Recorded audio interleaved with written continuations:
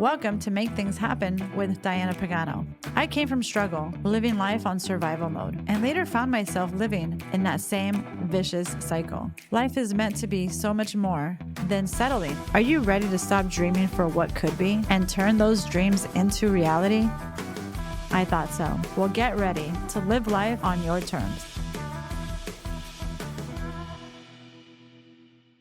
Hello and welcome to Make Things Happen podcast with Diana Pagano. On today's episode, we have a special guest. Her name is Christy Whitman, a transformational leader, a New York Times bestselling author ×2, and she's an expert on law of attraction. And she is the founder and CEO of the Quantum Success Learning Academy. I'm so excited about this episode. We get into some really juicy things with how you attract the things in your life. It goes so much deeper than just law of attraction. We talk about energy, we talk about language and how that really impacts your life and the people around you. You have to tune in to the very end. And I'm not just saying that, don't fast forward, listen to the entire thing. And I promise you, you're gonna get some little tidbits of value. And when you apply this, just play with it. I challenge you to play with the things that you hear in this episode. And I promise your life is going to be very different after you listen to this episode and when you apply the thing that we talk about. Love to hear your comments, but wait until you see the video. Welcome, Christy. Thank you so much for having me, Diana. I'm really excited about this conversation. Hi, everyone. So, Christy, tell me about yourself. I know you're working on a new book, but for those that haven't heard about you yet, tell us a little bit about yourself. Yeah, my new book, The Flow Factor, is coming out. It's on pre-order right now, and it's really transformative. I'm very excited about it. I've been a transformational leader, coach. I've certified law of attraction coaches, and I've been in this industry for 25 years. So I really talk about the 7 essential universal laws to make our lives work. It's like knowing the rules of the game. Right. And I'll just say that, it was one of those things that I thought I checked the box of all the things, in my early 20s of what I thought would make me happy: go to college, get a nice job, make some money, find a man. And I did all those things, right? Check, check, check, check. And I wasn't happy. I wasn't satisfied. And that's when, thank goodness, I started to dig deeper. And I had a quench and a thirst that I just never had before. And that was to really know myself. I didn't have this language back then, but as a spiritual being, combined as a human being. And so that took me to learn meditation and 30 something years ago, and to really dig into and learn about how our thoughts create reality. And so that's where I started, and everything just has blossomed and bloomed from there. So I love that. So law of attraction, how do we attract the things in our lives? What was that part of your journey, Christy, when you discovered the power of how you attract the things in your life? Well, it was interesting because I went to go get my hair cut, and the woman that was cutting my hair, she had a very different, I didn't have this language back then, but a very different energy about her. And I was observing her, and I just was like, something's different about her. And so I asked her, I go, Janine, what do you do? And she said, I meditate. Now, again, this is 30 years ago. This is pre-internet, Right. And nobody I knew meditated. And so my mind was just like, what, you meditate? Because I always thought people that meditated, or even if I heard that subject, was some kind of guru guy with, beard sitting in Om. Weird and some mountaintop somewhere. And this was like some hip chick from, San Ramon, California. She was married. She had a really cool dog. And I was like, it just didn't compute, So she gave me her meditation teacher's phone number. And I was walking out of the salon. The phones back then were like really big, right? So I was dialing her number because I was just like, I really feel like that movie, Harry Met Sally, when they're in the diner. Yes. I was like, I'll have what she's having, right? That was Give me what some I of that. wanted. Right. I wanted some of her light. I wanted some of her joy, And so I called Melanie, and a week later I went to her house, and as I walked in, it was new age music and, candles and incense and, statues of angels. And I was like, what in the heck? And she invited me into her family room, which didn't have a couch. It had a little cushion, and I sat down, and she didn't say much to me. She just peered into my eyes, and she said, you create your own reality. And something in me, Diana, just completely was like, yes, there was something that knew that already, even though I had never heard that. It was way before The Secret. There wasn't like, these kind of books were like in the back of a bookstore, or like in the kind of witchy kind of bookstores. Yes. Hidden, right? You had to really seek that stuff out. And so when she said that to me, I opened up. Then, of course, my human mind kicked in and said, how do we create our own reality? And she started with our thoughts. She said, you're thinking thoughts that are either repelling things from you or attracting things to you. And again, she could see that I didn't know what she was talking about, and that I'm like, my thoughts? What do you mean my thoughts? Because I identified so much with my thoughts. I thought my thoughts were true. Right. And so she could see, yeah, I did, as most people do, right? Mm-hmm. And so she told me she could see, she's like, okay, we need to go very basic here. I want you to go home and just pay attention to your thoughts. If you need to write them down, but really start to think about your thoughts, because your thoughts aren't who you are. Right. 100%. I'm not my thoughts. So I went home. I remember walking by at that point in time, it had a closet that was all mirrors, like those ones that retract. Yes. And I remember walking. Remember those? Those are like 80s, so maybe even more. I'm giving my age now. But I walked by the mirror, and I heard at least 10 different cut downs. And I was like, oh my God, where are those thoughts coming from? Wow. I could swear my mom was like standing behind me. Yeah. Right. Yeah. And she was nowhere near. She was in Arizona. I was in California. But those were my thoughts inside of my head. And I was just astonished how negative I was.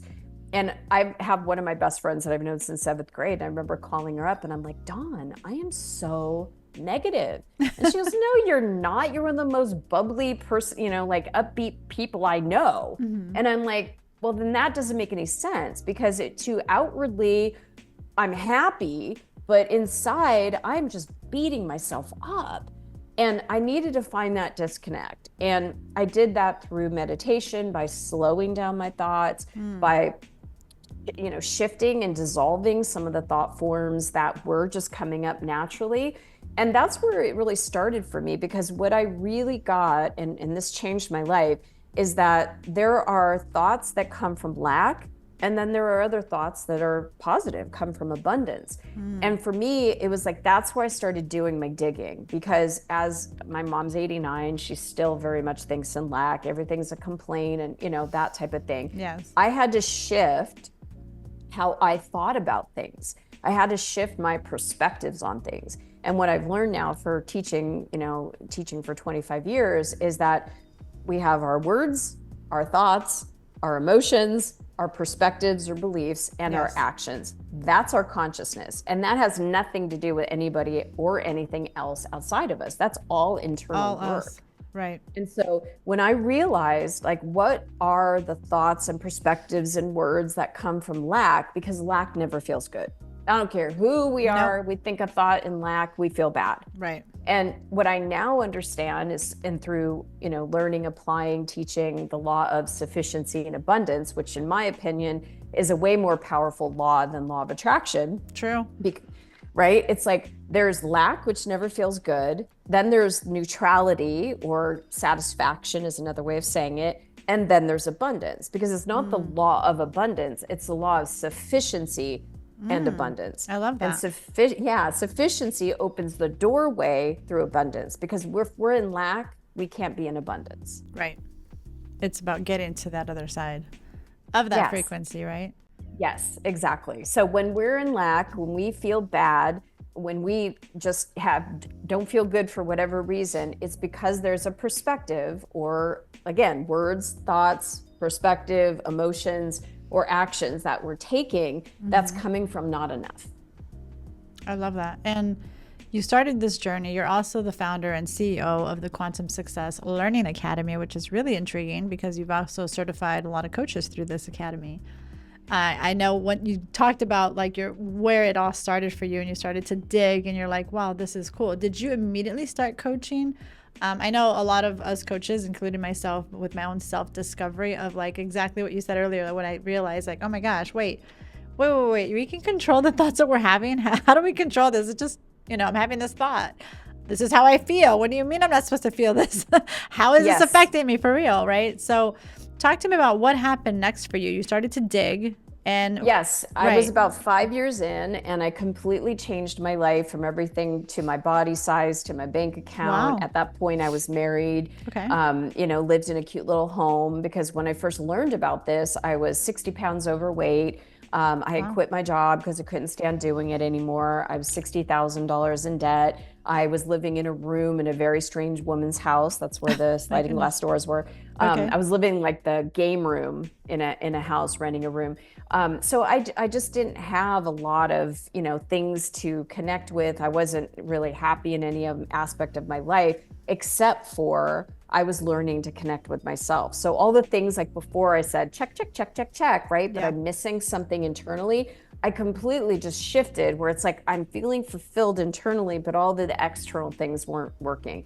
And then I started applying the universal laws, and then I got recruited to go move from the Bay Area of California to Sacramento. I got a job with Pepsi Cola.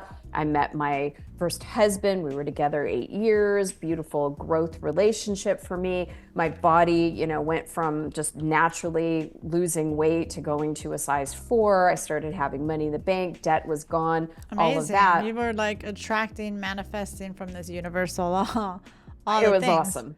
It So, was awesome. so you were And on so purpose. I was on purpose. Okay. And then at night, one night, I was meditating. A book cover called Perfect Pictures. It was my first book. Came Okay. to me. It showed itself to me in my like vision. And then that night, I woke up, and at 1:05 in the morning, I was woken up with a voice, and I couldn't ignore it. It wasn't my consciousness. Right. And so I got up, went in my office, just started writing, and something really amazing started happening. My hand just started automatically just going, and one hand Wow. was turning the pages. It was like I was like a witness to, something was taking over. Something. Wow. Amazing. Yeah. And so 7 nights in a row that happened. I happened to connect with an author, and I said, I think I'm writing a book. How do you get a book published? And she goes, again, this is so early days of internet. She goes, go online and find a literary agent. So I typed up literary agent, and this guy's picture popped up. And he said, literary agent and publisher. So I contacted him. He's like, send me your manuscript. And I did, and he accepted it. I didn't know anything about the publishing world. So I get the book in my hand, tell my family and friends. None of them were the target audience for this book, and they all thought I'd lost my mind. Of course. And so I started speaking in spiritual bookstores and churches. And the very first place that I spoke, I had 4 people in a room, and they were all like into what I was talking about. And then they started asking me, do you coach? Now, again, I was like, what do you mean coach? Like a football coach? Cheerleading What kind of coach? coach are you talking about? What kind of coach? No, a life coach. I'm like, people do that? Like that's a profession, right? So that's how I got introduced to it. Yeah, because I would say to these people, it was 4 of them at this time, I would say, just call me on the phone, I'll guide you through it. And so I would help them shift their energy. I would help them shift their perspective, their words, their, ideas. And one would call me back and go, oh my God, I walked into work today, and my boss brought me in, and I got a huge promotion. And then the next person, it was like a few days later, I met him, and it was like one after the other. And for me to be part of someone's transformation or to help someone shift so that they have a result, it was like, I love this. Yes, and it's like priceless. it was just absolute, total purpose, total passion. And so I pursued it, went to school for it. And in 2008, it was wild. And this is, I call these assignments that I get from, the universe. I had 4 different people within 4 different days tell me, I want you to certify me. And I'm like, first person, I was like, I don't do that. I can send you to where I got certified, No. You talk on the 7 essential laws. Nobody else talks about this. I want you to certify me. Vanessa, I don't do that. And she's like, well, think about it. And I'm like, okay, I'll think about it, right? 2 days in a row, I went and did a seminar on 2 different nights. I had a man come up to me the second night going, I know what I want to do now. I want to be a coach like you. I want you to certify me. Amazing. Oh right? My goodness. That's how it Third started. day, okay. Right? And so by the 3rd night, when this happened, I thought to myself, okay, I'm getting a surround sound effect, right? Of people coming to me going, no, I want you to certify me. So I just asked the question, if I was going to teach someone to do what I do and know what I know, what would they have to know? And like my books, because it's not just the first book, all of them come like that. All of the modules, how long it would be, what would be included, what was everything just downloaded. And then I got on a call later with a client and she's like, I had a big epiphany last night. I want to do what you do and I want you to certify me. And I said, well, I'm actually putting together a certification program. And she's like, I will be your first client. And she was. So that was in 2008. And it really has been powerful to help transform. I was just, the call before you was a bunch of coaches that I was helping them, with their practices. So that's amazing. So that was in 2008 when you launched this certification, I guess. Yep. Amazing. So you talk about the 7 laws, right? You mentioned the what do you call it? 7 essential universal laws. 7 essential universal laws. So let's list them. Number 1. Law of attraction. What you give out comes back. Okay. Right. Second one is the law of deliberate creation. We are the ones, again, words, thoughts, right? Perspectives, emotions. We're the ones that can choose those. That's a lot of what the flow factor, my new book is that, these things we can choose. And we're not just, they don't have to be just automatic like it used to be for me. Right. So more intentional. We're the deliberate creators because whatever we're sending out, the universe doesn't know if we have it, living it, but if we're sending out an energy, it's going to come back to us via the law of attraction. So we get to choose and be deliberate in the energy we're sending out. So that's the law of deliberate creation. And then the third law is the law of allowing. When we are aligned, when we are not feeling constricted, again, I write this in all of my books, but the flow factor is really about getting out of the fight, flight, freeze, those natural reactions that we have, and choosing flow instead, right? That's allowing. Where you're not holding it on so tight where you suffocate it. You're just kind of like allowing it to happen. I love that. Yeah, it's less constriction and more expansion, right? So the fourth universal law, this is my favorite. I've written courses on this. I've done, I can talk on this for, it's the law of sufficiency and abundance. It's being able to shift from lack to neutrality and into abundance. Because when you do that, it makes all the other universal laws that we're talking about come into play. So you don't have to go, okay, what was the 7 and how do I apply it? Apply that one. Being aware of when you're not feeling good, thinking good, when you're just in a negative perspective, lacking, when your perspective is, and you keep attracting not enough. Why isn't enough? Because your consciousness is in lack. And if I can shift, if I could shift out of that consciousness with the parents I had, anybody can do this, and hundreds of thousands of people have. So I'm telling you, this law is powerful. Love it. So this law is based on the fact that everything in our universe is abundant. You look at nature, I've written about this. I could go on and on about this, but this is the most powerful law. Then number 5 is the law of pure potentiality. Everything has a potential, right? We live in an infinite universe. A thought has potential. If we think about something, there is a potential for that thing, that thought, to become a form and an experience, and it all starts with energy. So that's where energy mastery comes in, and being able to connect and tap into that energy long before it becomes a form, right? Because most people are like, oh, I need to go get this in order to feel this. Right? I need to go get money in order to feel safe or free. I need to go something needs to happen before I receive this outcome. When you're like, no, anything has potential. So it's like anything is possible type of mentality, right? Absolutely. And the energy exists already, and everything is energy, right? And everything that is energy has a vibration. That vibration goes out into the universe and collects more of itself. That's law of attraction.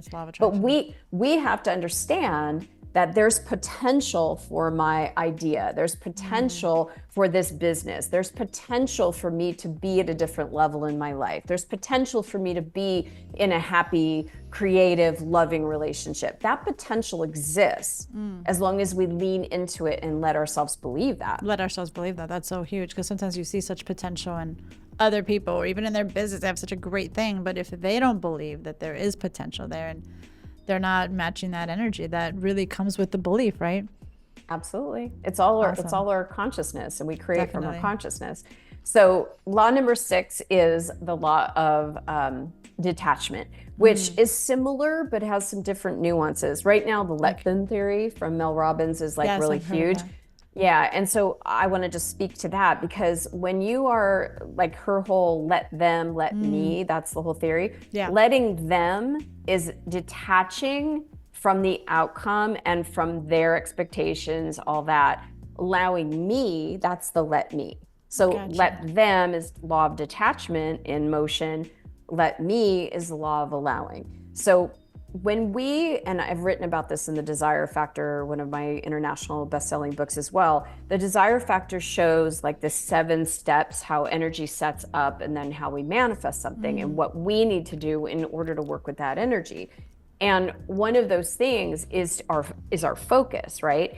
If we're focused on something that we want and don't care what the desire is, and we have an attachment to it, like this has to happen or else. I had a client one time who's like, all right, I know what he looks like. I know where we're going to live. I know how many kids we're going to have. I know all that stuff. Where is he? It's taking forever. My biological clock. I'm like, girl, you're attached. You're attached. Put it You're out there, attached. but let it happen. So the who, the what, the why, the how, all of that, if you're attached in that way, you're limiting the entire potential of the universe. You want to focus, you want to have a vision, you want to let it feed you and fuel you, but you don't want to have that constriction on it. Right. So I'd like to think of the law of detachment as outside of ourselves and what we do, and the law of allowing as our own internal focus. So that's number 6. And then the last one is the law of polarity. And this is so huge to understand. If there's up, there's down. Hot, cold, in, out, fear, love, lack, abundance. It's the opposing opposites, right? And so if we're noticing there is lack, there is then the potential for them to be abundance. So if someone is in lack or they're pushing up against something they don't want, say contrast, which what we don't want, then that may exist now, but the potential and the possibility of that polarity for it to be. And when we start to focus on, okay, I'm pushing against this, what do I want? Why do I want it? And how do I want to feel? What essence, what energy am I assigning to that thing outside of me, so that when I get it, I will feel, because that's available to you now. That emotion, that energy is here now. I love that. Those 7 laws are I feel like it's like a recipe, right? Like law of attraction can't be by itself, because you can have law of attraction, but you might be attracting the wrong things. I mean, law of attraction, I mean, we're already doing it, right? We're attracting every single thing in our lives. It's hard for some people to swallow, right? Like, how did I attract this thing that happened, this negative thing? I've been there myself, where I'm like, okay, there's something that my energy was aligning with. Thank you so much for outlining the 7 universal laws that you talk about, especially in your next book, which I can't wait to talk about, where people can pre-order this, because I'm ready to order that one as well. Now, you talked about law number 4, which was about abundance. And I'm sorry, efficiency. Sufficiency and abundance. Yeah. Efficiency. I've been wearing my VP hat sometimes. But so sufficiency and abundance. And we talked a lot about energy. So you have to have a certain amount of, not certain amount. Well, yeah, maybe that too, but specific energy that mimics what it is that you want or what you want to feel. Talk to me about, is it all meditation? Like, how do you go from lack to feeling like you on that sufficient abundance wavelength or whatever that you're looking to get to? Well, here's a deeper conversation on this, right? Okay. Most people think, okay, you get what you give out, right? So that's only one aspect of it. Right. You send out, like I said, everything is energy. All energy carries a vibration. That vibration goes out into the universe and then matches and collects into, like a fisherman going, you go into a pond and you reel it back in. But that's only one piece. Right.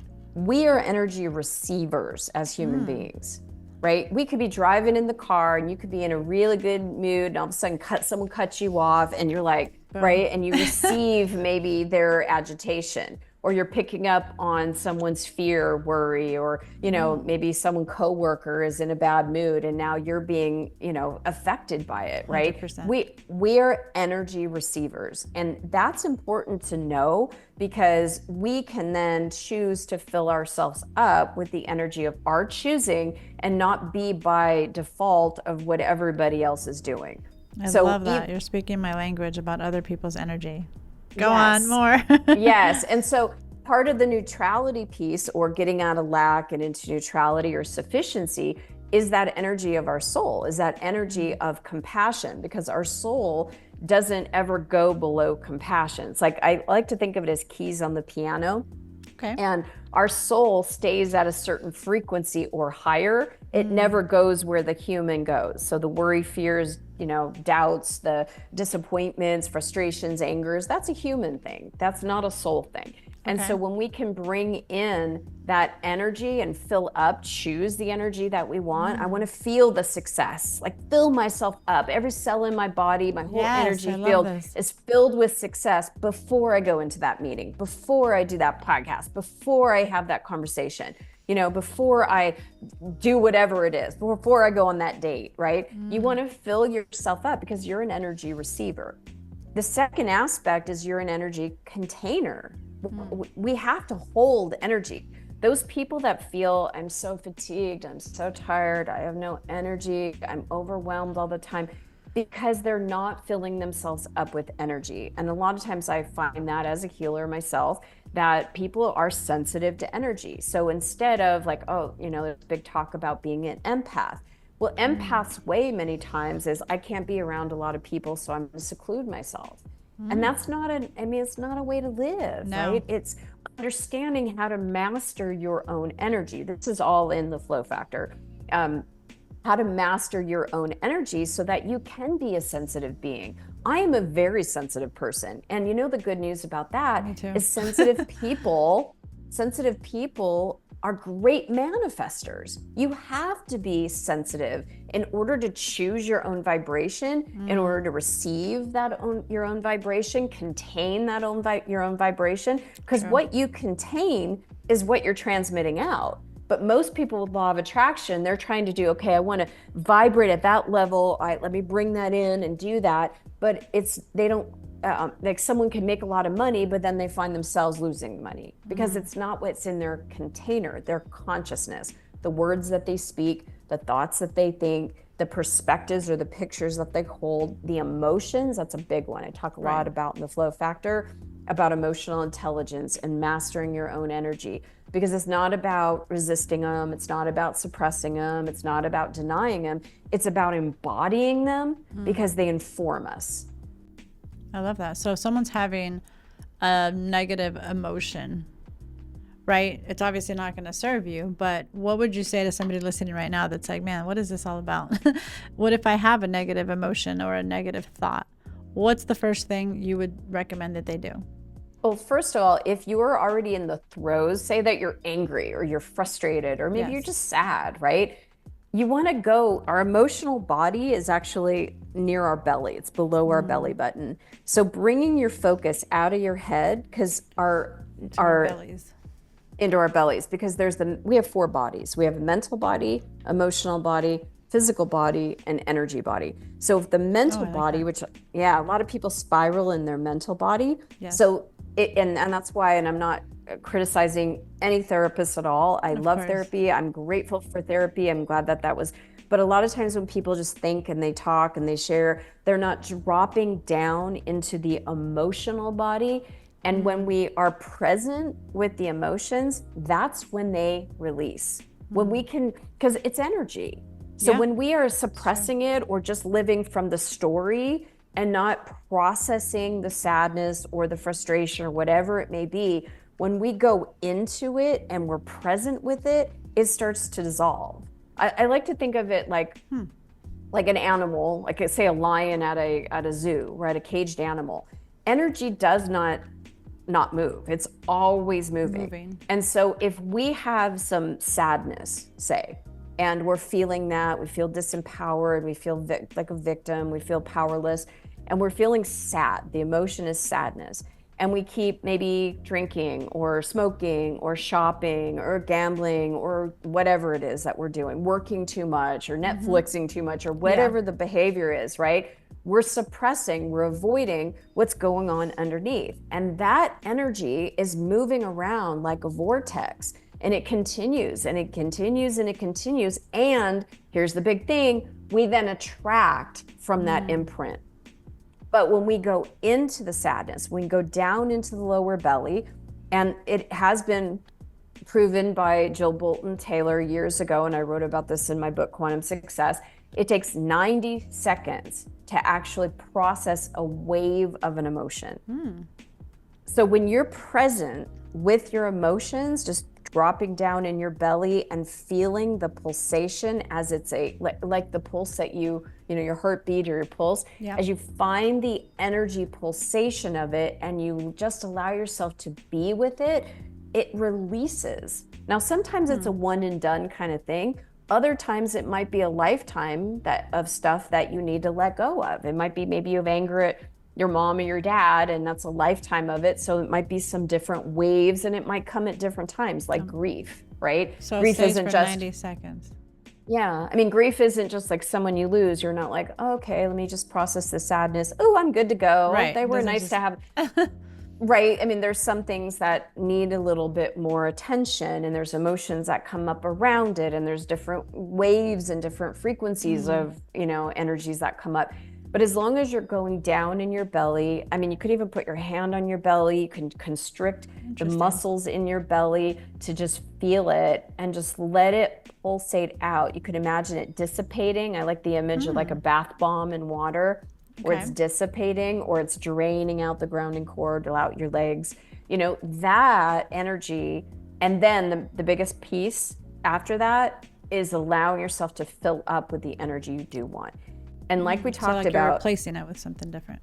Yes, because most people will release things, but then they don't replace it, and then they it's like, you know, it brings them back to where they were. Right. So it's the releasing of the energy, and then coming into the energy of compassion, because the energy you're releasing is in lack. You don't feel good, right? You want to process it so you do feel good. You want to fill up with the energy of compassion. Compassion, soothing, comforting energy, because you were feeling that, because you had that human experience. That neutralizes us and brings us into that second bucket, which then opens up the doorway for joy. Because it's a little tricky as a human to feel sad, to process that sadness and then go, ooh, I'm so joyful, right? It's like you process the sadness, bring in the compassion. Once you're feeling the neutrality of the compassion, now you can reach and fill up, because we're energy receivers, energy containers, energy transmitters. Now you can fill up with the energy of your choosing, which is joy, excitement, passion, purpose, whatever that may be. And you talk a lot about meditation. So it sounds like it's almost a mini meditation that you're having with yourself by just allowing to receive that, like you said, in your belly, and almost like it's dissolving like a bath bomb, but then allowing something else to take its place. So would you say it's also a form of meditation? Can you do it with your eyes open? What if you're driving? Oh, yeah. Yeah, I've done that with driving. I'll tell you a quick story, but these are more yes, there's meditation, but I like to call these energy mastery practices, because you're mastering, you're moving, you're managing your own energy. So it was funny around COVID time when everybody was in lockdown. I went to a grocery store to get an iced tea. And I was coming into my car, and some woman just in this very yellow Camaro was just very aggressively driving. And she comes and parks next to me. And I must have like looked shocked or something, because it was like a bit aggressive. She, without her even putting her car in park, she jumps out of the car and she starts screaming profanities at me.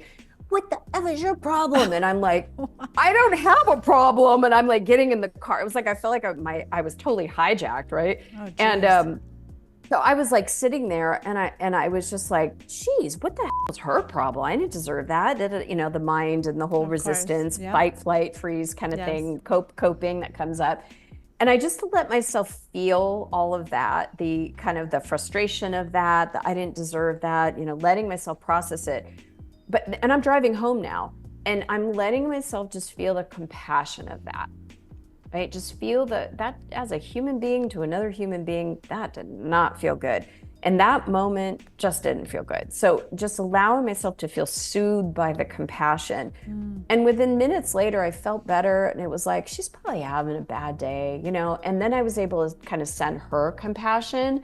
And then after that, because I was filled with my own compassion, can't give away what you don't have. I was filled with compassion, was able to send her compassion. Then I was like back to I feel good again. Right? I like that. It happened within minutes. I mean, I've done that at a concert before. I've done it everywhere. You can master your energy wherever. You don't have to be in a quiet, meditative place with candles and music. Yes. You can be wherever. With a headset on in the dark. No, Right. It's funny. I say that all the time as well. So it's interesting when you mentioned, different things that you could do, but you talked about thoughts, and I'm really big with that as well, that oftentimes it's the thoughts that we're having that causes the feeling that we're having, whatever the feeling it is. But what about the thoughts, right? Like if something happens or you're feeling frustrated or you're feeling whatever way, right? You're feeling lack of something. Oftentimes, and tell me what you think about this, because it's about thoughts and then you feel it, and now I have a new little trick that you just mentioned that I'm definitely going to take to my toolkit. But you mentioned, the thoughts as well. Like sometimes something goes wrong, and the first thing I usually say is like, okay, what else can this mean?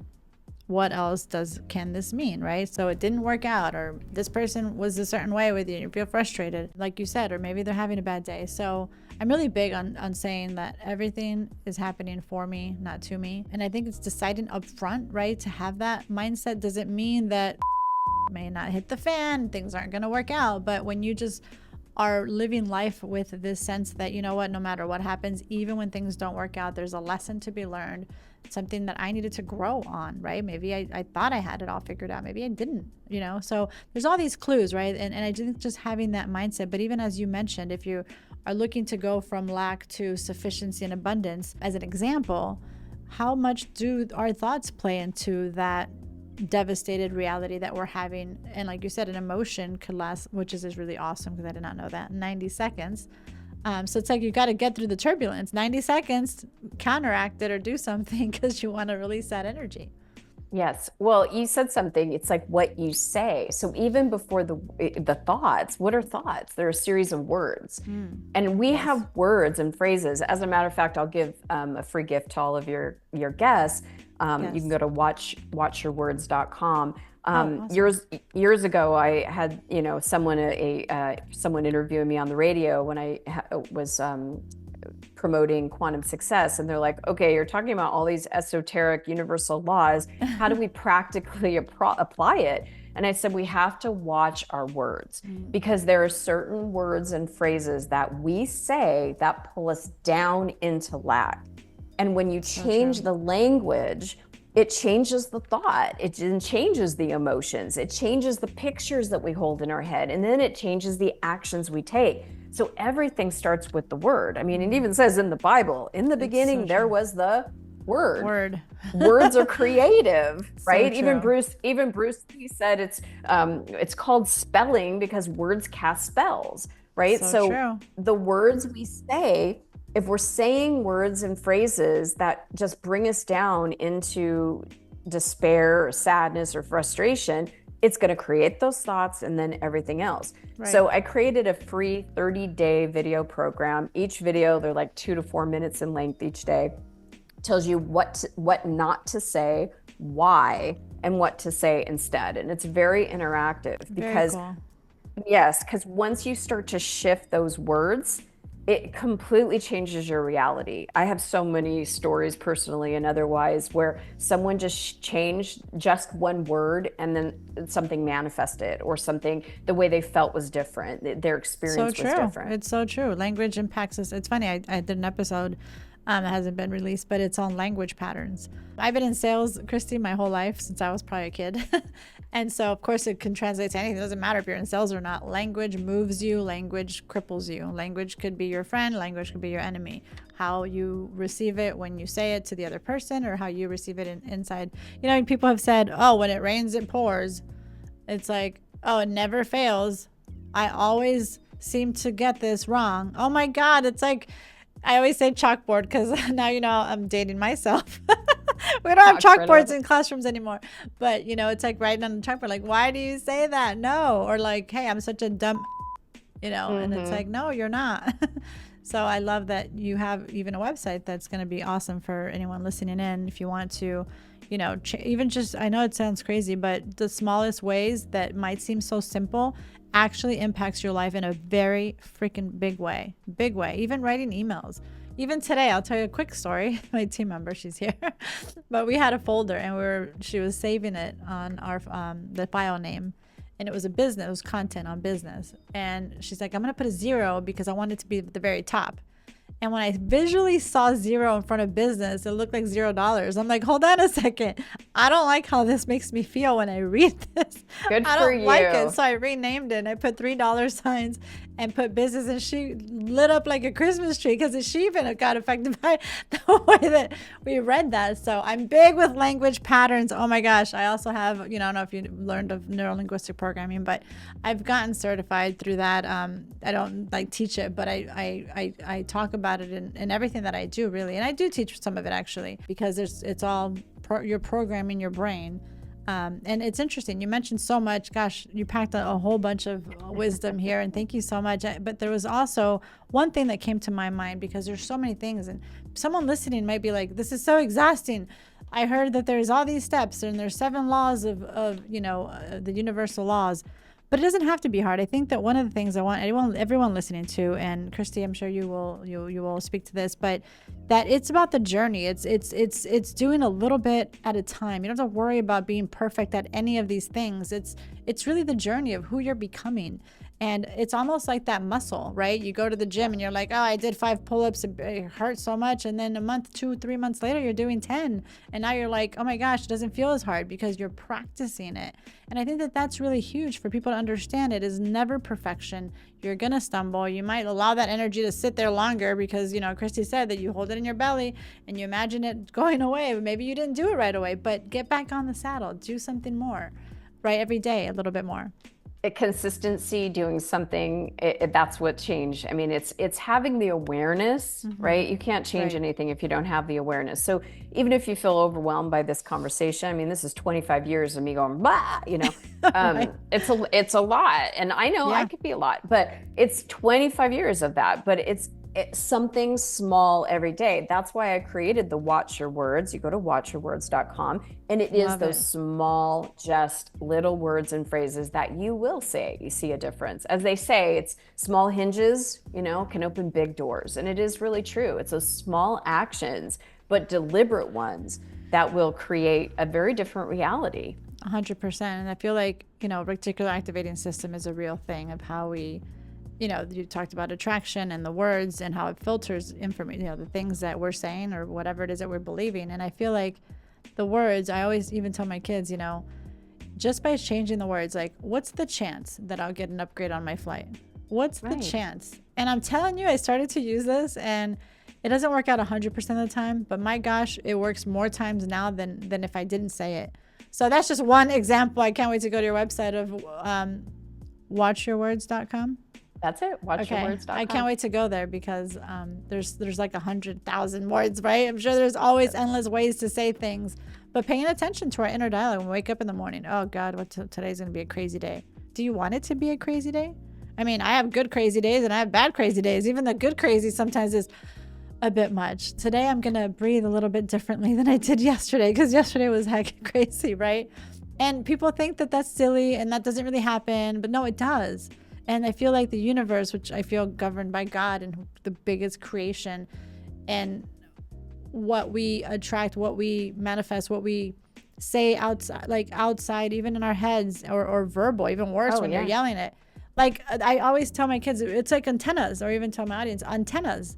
They're always like, it's out there and it's picking up on what you're saying. And so, right. And I think you have to live it, see it, play with it. So anyone listening, I encourage you to really play with this and start paying attention, because that happened to me. And, you shared your story, but like this happened to me. I'm sure this happened to you, where you're like, wow, this is not a coincidence. I started to add this thing that I learned about our inner dialogue or whatever, one of the many things we're talking about even in this episode, and you start noticing that this is no longer a coincidence. Mm-mm. It's deliberate. It's the law. You're working There with you the go, law of deliberate creation. You're deliberately putting out there, again, words, thoughts, perspectives, which can be beliefs, pictures, images, emotions, and actions. We don't have control over anything else. We don't have control over what others people say, think, picture, believe, what their emotions are, what actions they take. That's the empowering part, is that I create my reality by my consciousness. And what is my consciousness? The words I say. Shift the words that don't feel good, and then you won't be constrictive, you'll be expansive, which then will give way to more empowering thoughts like, this is going to be okay. This is going to turn out okay, right? Just even shifting that to, oh no, this is bad, right? Right. It's going to be okay. Shifting that, you feel differently. All of our bodies affect each other. Right. And sometimes when and this has been proven in like the top, universities and in schools and things like that, that our emotions and our thoughts affect our physical bodies. 100%. And when our emotions are so filled up, our emotional body is so filled up, that energy has to go into the physical body. I have helped so many people as a healer release their emotions. And then I had one woman that was going blind, her eyesight came back. Another woman had like ringing in her ears. Her ears are beautiful hearing now. My goodness. I've had people with cancer. I've had people with migraines. I mean, from all walks of life, when they drain out, when they release out the energy, the emotions that have been so full, it's like a bathtub. Yeah. You keep pouring water in that bathtub.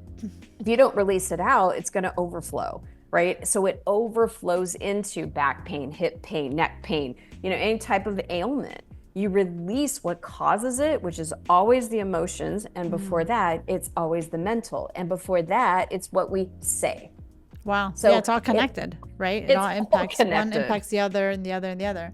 Interesting. So if somebody wants to release that emotional, I guess, baggage, right? Like we all have emotional baggage. And sometimes it goes back to when we were kids.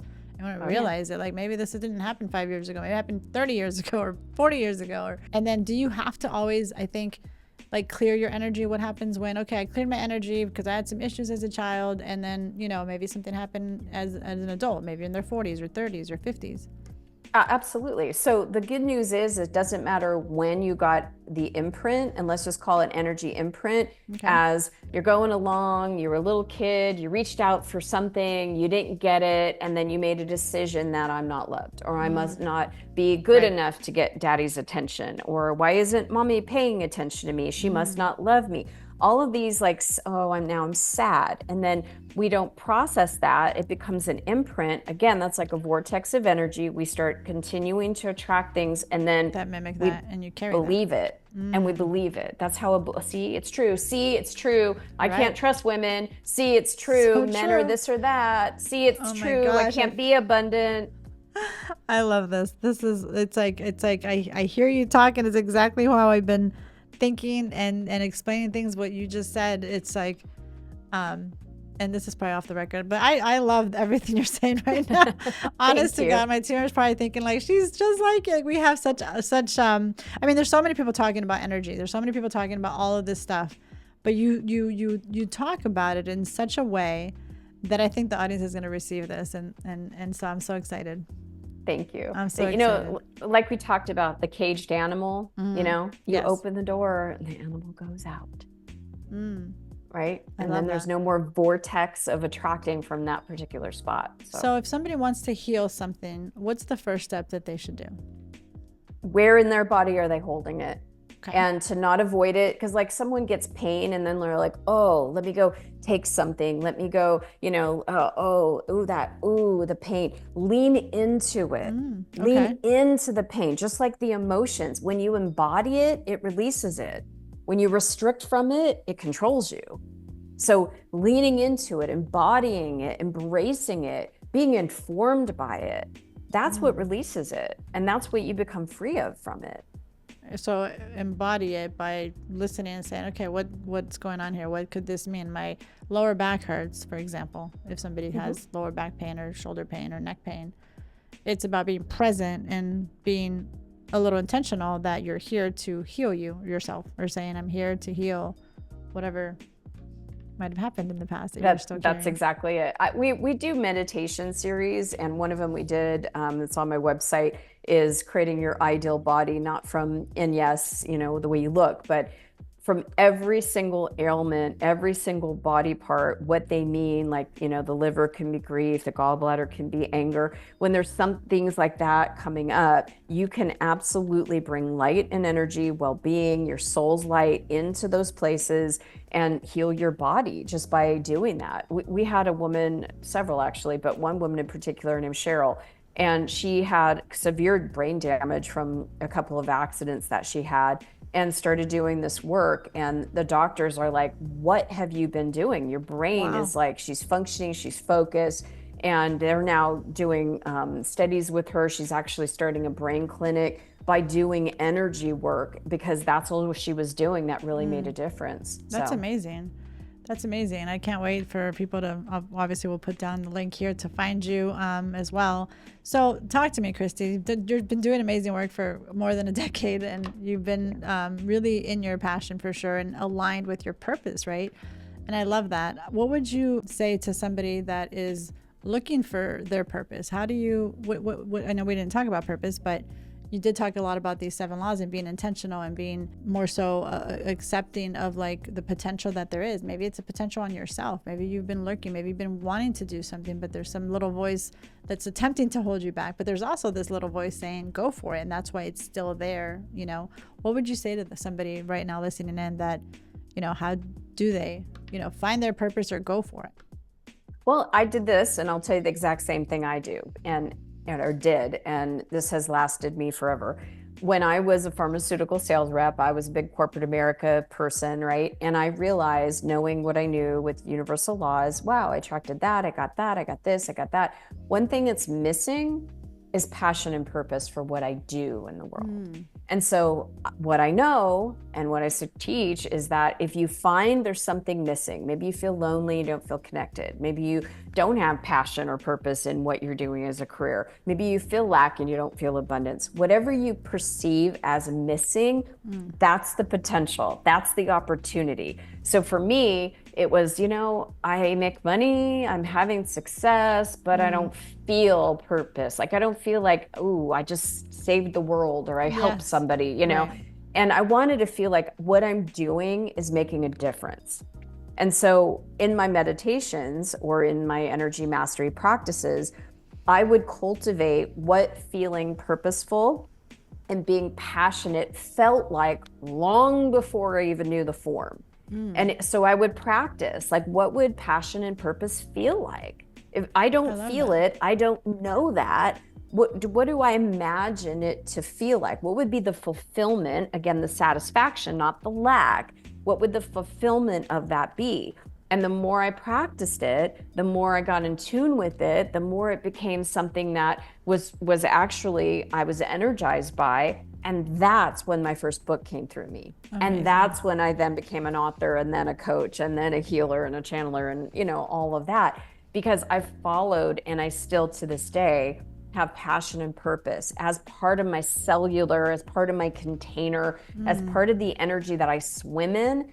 But it comes many times first with the energy, but the form must follow. It's universal law. It's universal law. I love that. I'm telling you now, I wouldn't have been able to visualize, imagine, even dream about where I am now from where I was 25 years ago. But I do know the key is cultivating a frequency that I did not feel, cultivating that frequency in my life, feeling it as possible, having it become part of my consciousness, like we were talking about words. I look forward to the day I'm living my passion and my purpose, right? Because I feel it now. Yes. And but so many people are like, I don't know what to do to feel passionate.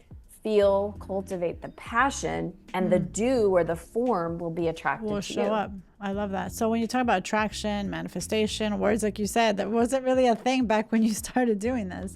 It was like really small space that people started to talk about meditation even. Can somebody, Christy, manifest, attract anything they want in life? Anything they believe that they can have, anything they have a desire to. So one time I was speaking at the Learning Annex years ago, and I'm like, you could be anything you want. And some guy raised his hand and he goes, I can't be the president of the United States. And I go, do you want to be? And he goes, no. And I go, then why are you even bringing that up? I can't fly to the moon. Well, apparently you can now. Well, now you can, but it's that feeling of something bigger is calling me forward. And that's what I wrote in the desire factor. If you have a genuine desire for it, there is the potential for you to attract it, manifest it, have it, be it, do it. I love that, because one thing I want everyone listening to right now is exactly what Christy, you just said, the desire. And I think that it's born. I don't feel that God puts desires in our hearts to just be snoozing it. I feel like it's there for a reason. Desires move us. Think about it. Yes. If you were hungry right now, but you didn't have the desire to eat, you're like, I don't want to eat. Would you get up and go make yourself something to eat? Yeah, likely not. It's the desire, right? It's the desire to do something, right? My son came to me, like I have two sons that are teenagers, and one of them came and he goes, Mom, I really want to do something together as a family. And I go, ooh, I love that. What would we like to do? Let's go see a movie. Okay, great. What movie do we want to see? I want to see Jurassic World. I'm like, if you've seen one, you've seen them all, but okay. I'm like, how about Brad Pitt F1, and they were all like, okay, that'd be cool, right? And so then we went and saw a movie. Desire moved that whole thing. Right. Desire in the information for, yes, that's a no for me. Ooh, I prefer this. Ooh, that would be good. Brad Pitt, please, right? The whole thing, that moved that desire into an action and then was manifested. And I love even this example you gave, the desire, right? There's a desire that is born first, but then you spoke about it, you asked about it. And I think a lot of people are having these desires and they're not asking for what they want, whether it's to the universe, to God, themselves, right? Not asking, not putting it out there, because they're just like secretly desiring something and not having the guts. Maybe they think, I don't have the guts to say this out loud. But I think and being unapologetic about the desires you have, regardless of how big you want to dream, of what big audacious goal you have that may not be acceptable to your family, to your neighbors, to people. People getting caught up what other people think about my goals. Like no one gets to approve those but you. That's it. Because we can doubt ourselves out of those desires. We can, say, oh, I don't know how to do that, or who am I to do that, or no one I know has ever done that, or no one will ever understand, or people will leave me if I do that. Or my excuse for years, oh, not now. I'm not ready yet. Yep. All those and more. And so aligning with our desires and focusing and being able to love those desires and feel the having of it, surrendering the detachment, and then taking the actions towards it. I mean, that's the formula. For creating your desires. But you have to find the alignment with that desire. Because if you're not aligned, you can desire it. But if you're not aligned, truly aligned with it, then like you said, I love that. Well, before I let you go, thank you so much. This was amazing time. I feel like time just flew by. Time flies when you're having fun, I guess. That's true. But Christy, what is your routine every day? Can you share? I have many. Okay. I wake up in the morning and the first thing is I get my mind right. So like you're saying, today is going to be an amazing day. I am so grateful for this day, right? Because we have a habit of going, oh no, I didn't enough. Immediately we're in lack. Oh, I didn't get enough sleep. Oh, I don't feel good enough. True. Oh, I don't have enough time, right? The minute our consciousness wakes up, we want to fill ourselves with, wow, I'm so grateful. Oh, look at the husband, look at my man next to me. Or if you don't have a man next to you, oh, I'm healthy. I get another day, whatever that is. And, I then go from appreciating my husband to then the minute I got my dog under my feet, the minute I get out of bed, he's like, and he rolls over on his belly. So I take a couple minutes to love on him. I mean, this is part of my ritual. I do meditate, sometimes couple times a day. It might be in the morning, mid-afternoon, definitely at night. I work out 5 days a week. That's essential for me. That is one thing I do. I'm booked out 2 months in advance with me, an appointment for me and my workout on my calendar. I make sure I eat well, drink well, water. I love my girlfriends. I have the most amazing friends in the world. So it might just be a text. Hey, I love you. Hey, I'm thinking of you. Hey, I appreciate you. I send those lines of light out to my girls, and I always get it back. So there's a lot that I do, and it depends on the day. I mean, earlier this morning, all of a sudden I was feeling like, I wasn't up, and all right, doesn't matter what I call it, doesn't matter what it is. I'm just going to go down in my belly, let all of that energy, that meh energy release, fill up with compassion for having it. And then I did a workout and I'm like, boom, I'm back.